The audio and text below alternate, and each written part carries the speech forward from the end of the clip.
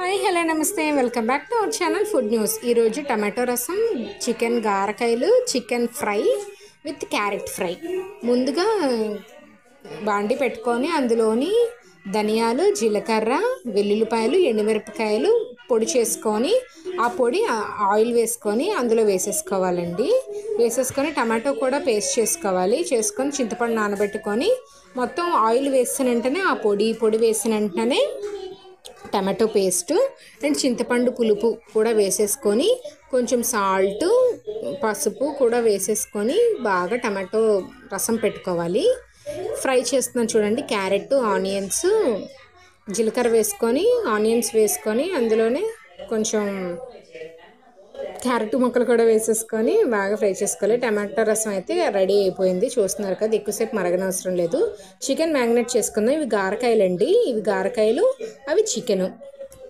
Carrot ఫ్రైలోని కారం, కొంచెం పసుపు, ఉప్పు వేసేసుకొని కొంచెం బాగా కలుపుకొని మూత పెట్టేసుకుందాము.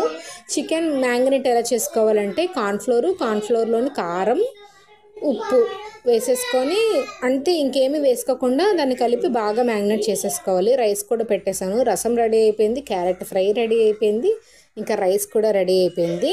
ఇప్పుడు చికెన్ ఫ్రై మాత్రమే చేసుకోవాలి. ఎంత ఈజీగా అంటే అంత ఈజీ. కొంచెం వెడల్పాటి బాండి పెట్టుకొని ముందుగా గారకాయలు ఫ్రై చేసేసుకుందామండి. ఒక 15 మినిట్స్ అయినా రెస్ట్ ఇవ్వాలి దానికి. చూస్తున్నారు కదా, కొంచెం ఆయిల్ వేసేసుకుంటే ఒకసారి కేజీకి ఒక్కసారి ఫ్రై చేసేసుకోవచ్చు. అస్సలంత పని కూడా ఉండదు. ఆయిల్ అంతా చండాలంగా ఆయిల్ అంతా పాడైపోదు. ఈజీగా టేస్టీగా కూడా అయిపోతుంది. చూస్తున్నారు కదా, ఒకసారి టర్న్ చేసుకొని మళ్ళీ ఒకసారి మూత పెట్టేసుకుంటే, మూత ఎందుకు పెడుతున్నానంటే మొత్తం అంతా స్టవ్ అంతా తుల్లిపోకుండా మూత పెడుతున్నాను.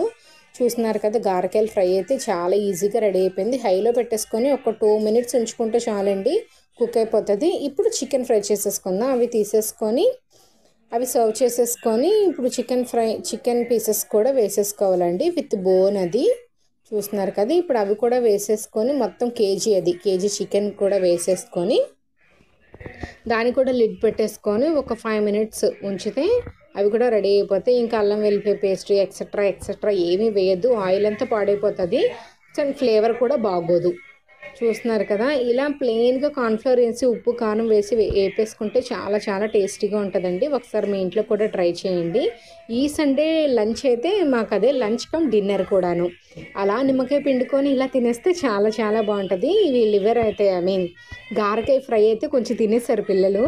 సో అందుకే తక్కువ చూపిస్తున్నాను. చూస్తున్నారు కదా, చికెన్ ఫ్రై, గారకాయ ఫ్రై విత్ క్యారెట్ ఫ్రై